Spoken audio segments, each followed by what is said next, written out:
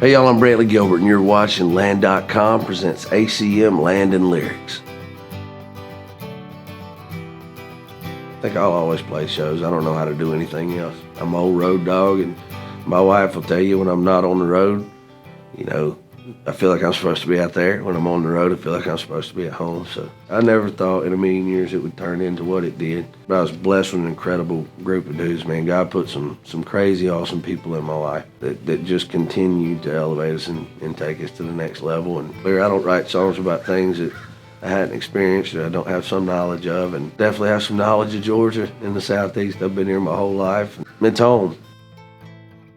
One of the things I've found in songwriting that a lot of times if you sit down and try to write the most commercial song, you try to write a hit, so to speak, which is what we're all after in that room. And I used to be one of those guys. I still am from time to time. But what I've come to find is that the songs that are closer to your heart that you may feel are less relatable because they're so specific and so close to the chest, so to speak, are the songs that people relate to more and more passionately. And, so I think when I found out that was the case, I started digging into writing about home a little more. What's special about Georgia and the Southeast and why it keeps popping up in songs. It's what I know of home. I guess what prompted my love of the land, so to speak, was kind of growing up working on farms. And I looked for a farm in my hometown for 10 to 15 years. And, it took us a long time, but we finally found one, and we sure are proud of it. This is it's free range, and we're doing our best to kind of make the best whitetail habitat, duck habitat, and make it a good spot to fish too. So I think eventually we're clearing some things. We're having a forester come out. We're trying to do everything right. When we found it, I really felt like we kind of found a diamond in the rough, so to speak. This is something that's going to be an awesome piece of property, an awesome farm for years to come, and hopefully for my kids.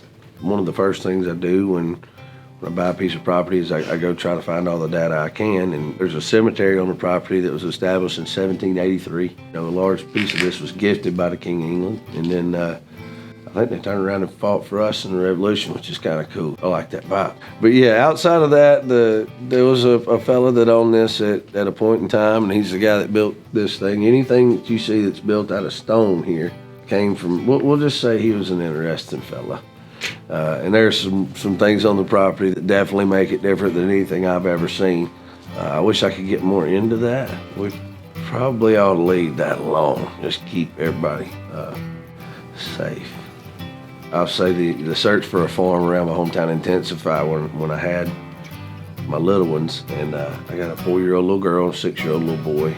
And I've never met a kid that grew up on a farm that didn't understand discipline and hard work, and it's just kind of something I wanted to pass down with him. Being able to bring my son out here and hunt has really been a cool time with us. A lot of times my dad will sit with us, and it's like 3 generations in a tree stand doing something that I love and want to pass down to him. And every now and then my daughter will say she wants to go, and that's pretty cool too. But just seeing the kids out here and enjoying fishing and riding their 4-wheelers around and just being outside.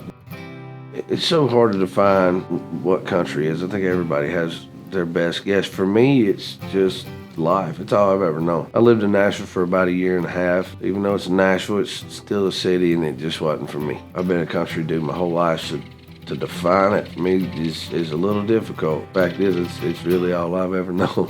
I think it's way of life more than it is the dirt itself. It's a way of life that I've always respected coming up. And we didn't own a farm as a family, but I was able to spend time and work on some coming up. And like I said, those are some of my favorite memories of my early childhood years. So it was something I wanted to pass down to my kids, especially at this chapter in my life. It's kind of turned into one of those things where it's more so about the kids than it is about me. Don't get me wrong, I wanted a farm for as long as I can remember, but it is something I want to pass down to them, and it's a way of life that I want to pass down to them and make sure they understand the importance of preserving it and keeping it alive, keeping small towns small and a little bit of property big.